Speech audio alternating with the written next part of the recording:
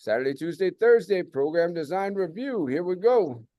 All right, so actually Thursday. So we have a brand new finisher on this one. It's gonna be 4 minutes, probably a little over 4 minutes. So you might want to go with it being 35 on, 10 off with an automatic fixation. You might want to have a quicker warm up for this one at least, just so you can make sure you have enough time at the end for the finisher. So some a little faster pace, and then although like the movements aren't too crazy, I don't think that demonstration is gonna be should be that long, right? So exercise one, we have your dumbbell walking renegade row, DJ wide bass. You can get that DJ wide voice effects, get your voice going, and like you're a DJ. Definitely have a wide bass on this one, anti hip rotation. So you want to limit, the movement of the hips as much as possible. Tuck the belly button to the spine, hips in line with the shoulders, no sagging the hips or piking the butt up. As you get that row, you can either get that row, then go into the push-up, or if you feel fancy, you can push row, hit a push-up, come up, and then hit that roll again. If you're not obviously going to be rowing, or you are walking it out, if you're not walking it out, just stay stationary with that renegade row into the push-up. And having some type of elevated surface might be good for this one too, to keep people by a box, whatever, that not going to go line onto the ground. They can do this from an elevated surface. And with this too, you can definitely be on your knees, with the row and the push-ups as well. Dips, you haven't done a plow box dip in a long time, so it's been a very long time. I don't can remember when we did a dip on a plow box. So working the triceps. So if you have the metal boxes or any boxes really, you can stack one high, one low, like behind each other. So if people want to elevate their feet up on the lower box, they can do so. And then even if people want to like tag team, double team, they can do that. Like someone can be someone that wants to progress, it can be on a higher box with their feet elevated, and then someone can go on a lower box if they're not going to elevate their feet. This could be a good one too, where in a video is not going to show any weight on their legs, but you have someone that's a Jedi and you want to add like a sandbag or something to a fit fighter to add a little bit of resistance to your legs, you can do so with that dip. Very important to keep your body closer, your back closer to the box. Don't come too far away, because that's going to feel a lot more stress on your lower back. So you should have your back close to the box as you come down to the dip. And if the dip is too much on the shoulder, because it is an aggressive movement, you can go into some tricep kickbacks. There, maybe even have some power bands around or super bands around, they can do kickbacks for a tricep movement from there, just to save the shoulder. A double dead stop deadlift. So if you don't have one, or you don't have enough to double up with the two kettlebells, just use one kettlebell and just focus on the reset, really drive it up, lock your hips in, and then bring it back down, reset the bottom, and then go back into it. So it's not rapid fire. Really protect that back, focus on the movement, lock your hips in, full hip extension, squeeze your glutes. No one else's. At the top. And then we're going to make your way to the bar. So we're going to be working some grip this week. So you're going to have your hanging knee raises. So drive your knees up, hands away, right? So you're going to actually open up the shoulder joint too. So as you get that dead hang, you're going to be opening up the shoulder as you hang up, use the core. Nice pelvic tilt, so keep the core engaged so you're not swaying back and forth. You always should bring your feet out slightly in front as you drive your knees in. You might find that they avoid swaying back and forth by having your legs slightly in front of them, not just below them. You can also go into a flex arm. That might be easier to have your chin above it. If they feel better that way, getting your chin above it, hold the ISO chin up, or can you get that more bicep involvement in there to get that knee raised? And then if you're not going up to the bar, use the floor, use the box, and just stick with a reverse crunch movement. Then going into our Zercher hold walking lunges. So if you have, sandbag rams, you're going to put it in the front, hold it in front. As you go into that lunge, you're going to rotate over the top leg. So working rotation there, getting core as you get the leg work too. Knee issues just don't drop as deep in the movement, but you can still get that step forward and drive through the top heel to really focus on activating the quad, hemi, and the glute. And then we're gonna go into a dumbbell front raise, lateral raise. So lighter weight on this one because you really want to get the movement as you come up. Soft elbows as you go one in the front, one off to the side. Only shorter level. You don't want to be way up here with it. Only shorter level with it as you go side to side with that front raise to lateral raise. So getting your vertical pull there. And then Heavier dumbbell on this one, alternating reverse crossover lunge to reverse lunge, hold it goblet style up front. Drop that knee down to the ground, torso tall. Then you're gonna come cross over, get like that curtsy movement. How do you do? And then we're gonna go back into the plow boxes.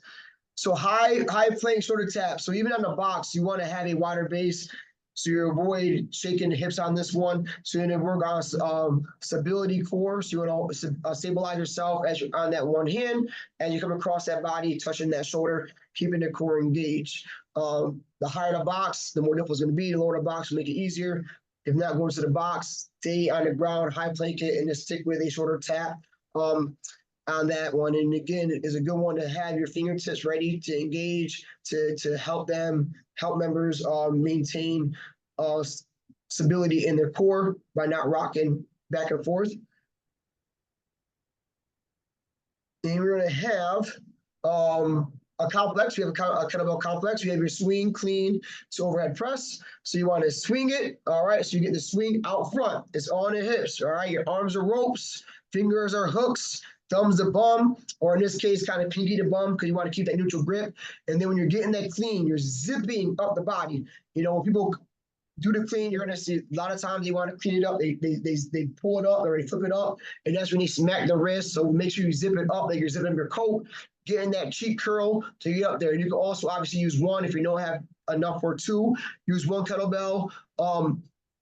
And then get that single arm press, but I would alternate it so you can you can avoid any switching halfway through on the last set. Just as a swing, clean, hitting press, come back down, switch up hands, swing, clean on the left side, overhead press, and then switch up hands. So alternate hands within the 35 seconds, so it saves you guys for anyone for having to switch halfway on last set, best set.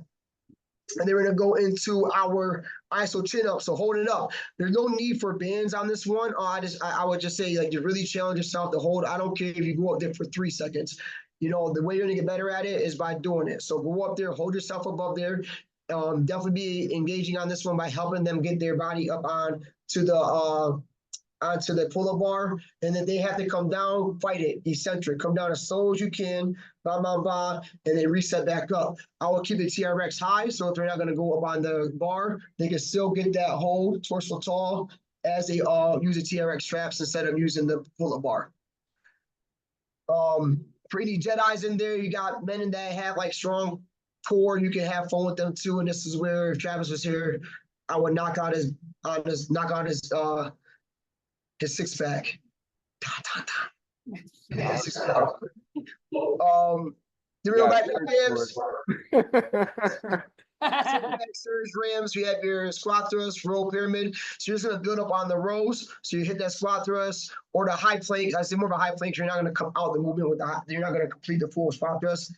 Keep your feet back as you hop in. Go for 1 row, back up, 2 rows. Build up within that 35 seconds, and getting that horizontal pull there. And then we're gonna go into a dumbbell squat to an alternating upright row. So lighter weight on this one. If they have any impingements in the shoulders, this is aggressive movement.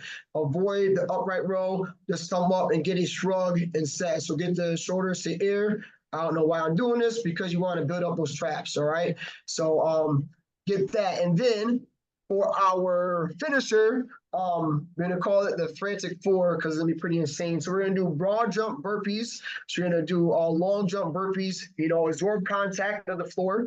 You don't want to hear your feet smacking the ground, so you want to land on clouds, not on concrete. So you're gonna get that long jump, hit that burpee. You're gonna do that for a minute, all right? If you're not doing a burpee, they can stick with a squat thrust, or they can squat and reach. You're not doing a long jump, stick with that duck walk, spot it out, walk it out. You have a minute to do that.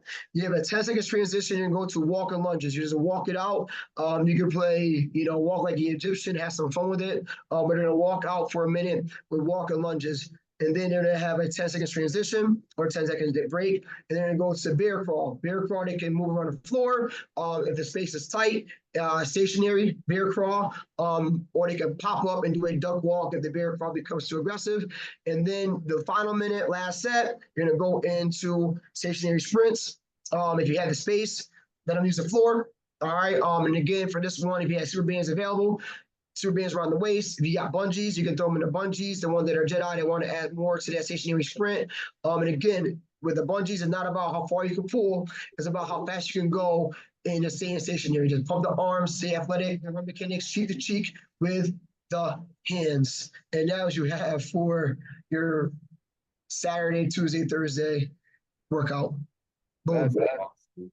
Yeah, That's awesome. Great job, Jeremy. yeah. Great job. Hey, so when it comes to this workout too, you know, and going to the pull-up bar and things such as that, of course, we always have our ISO jokes. We got the Toby Keith, I Love This Bar, which is a song I probably first remember hearing it the most in El Salvador. It was I Love This Van because we'd ride around in this hot van, which has nothing on our current temperatures today in this facility. So no, actually the van was a little bit warmer. So yeah, just quick little comments on that.